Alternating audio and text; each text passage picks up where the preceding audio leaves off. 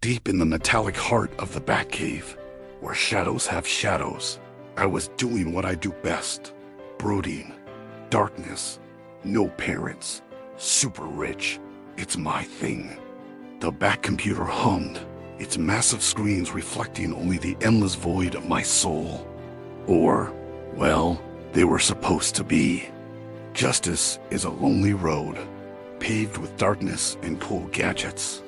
The city needs a symbol, a silent guardian, a tray clattered beside me.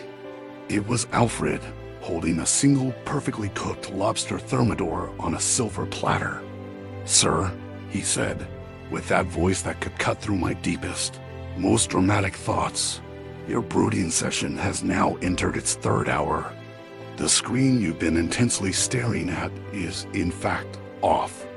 Would you care for some sustenance before you solve the existential crisis of a powered-down monitor?" I grunted. It was a dark, heroic grunt. "I don't have time for food, Alfred. Evil doesn't take a dinner break." "No, sir," he replied, placing the lobster down. "But it does apparently enjoy a well-balanced meal. This is the last of the Thermidor." Before I could deliver a witty, Batman-esque retort about my true hunger being for justice, a whirlwind of red, green, and yellow burst into the cave. It was Robin. "Batman, emergency, code red, or maybe code green. I forget which is the super serious one." He was so excited he tripped over his own cape, performing an unintentional somersault before crashing face first into a display case of vintage batarangs. They cascaded to the floor with a clatter that echoed through the cavern. Alfred didn't even flinch. He just sighed. "I'll fetch the dustpan, Master Dick."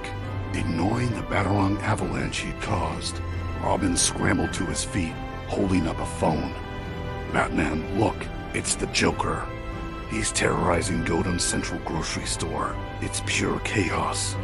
I zoomed in on the grainy phone footage. It looked less like terror and more like a very theatrical complaint. Terrorizing Robin, or just being loud? It's definitely terrorizing. He's got a shopping cart and everything. This is it. The big one. I sighed, a heavier, more world-weary sigh this time. "Fine, to the Batmobile." I paused, glancing at the lobster. "Alfred, put that in a doggy bag." A very dark, justice-themed doggy bag. "Of course, sir." "For the Bathound you don't own." We screeched to a halt outside Gotham Groceries. Panicked shoppers were running out, but they looked more annoyed than terrified.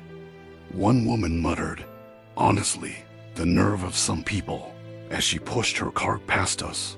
This wasn't the usual scene of citywide panic.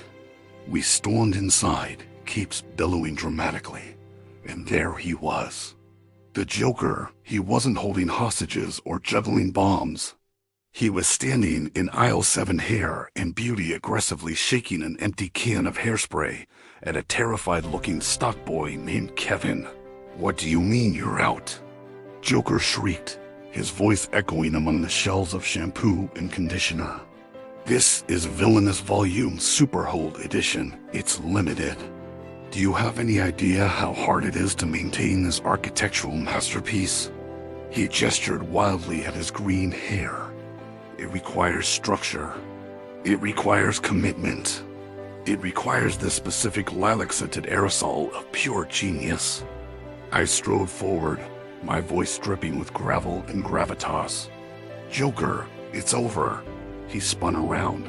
"Batsy, you're just in time. Tell this retail ruffian about the importance of product availability. My whole evil aesthetic is at stake." I folded my arms, letting the silence hang in the air. "So this is your grand scheme. Not a laughing gas factory. Not holding the mayor hostage, but a crisis of cosmetology." Robin, meanwhile, was trying to sneak behind a pyramid of canned beans, attempting to get the perfect action shot selfie. The flash went off accidentally, illuminating his strained heroic pose. "It's not just cosmetology, Batman. Joker insisted, stomping his foot. It's about presentation. How can I be the clown prince of crime if my hair is floppy? I'd be the clown jester of misdemeanors, the mime of mild mischief. It just doesn't have the same ring to it. Kevin the stockboy finally spoke up. We have the extra hold version, sir. It's basically the same thing. Joker gasped as if he'd been physically struck. Basically. Is your cape basically a blanket? No, it's a statement. This is about brand loyalty, Kevin. Brand loyalty. This was getting ridiculous. Your reign of terror over the hair care aisle ends now, Joker, I declared. Never. He yelled, grabbing a bottle of cheap gel and squirting it at me. It splattered harmlessly against my chest plate. Take that, you dark knight of drab fashion. I sidestepped another volley of conditioner.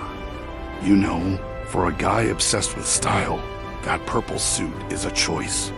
The orange vest really clashes. It's avant-garde. He shrieked, now wielding 2 cucumbers from the produce section like clubs. You wouldn't understand fashion. You wear one color. How boring. Robin, having finally gotten his selfie, decided to join the fight. He threw a birdarang, which missed Joker entirely and instead neatly sliced a bag of flour on the shelf above. A cloud of white powder rained down, covering everything, including the Joker. He stood there, completely white, looking like a confused ghost. He blinked, flour dusting his eyelashes. Well, he said, his voice oddly calm. This works as a dry shampoo. I'd had enough. Joker, we can stand here all day while you reevaluate your look. Or you can come quietly. He looked at his flour-dusted suit, then at me. Fine, but I'm filing a formal complaint with your manager.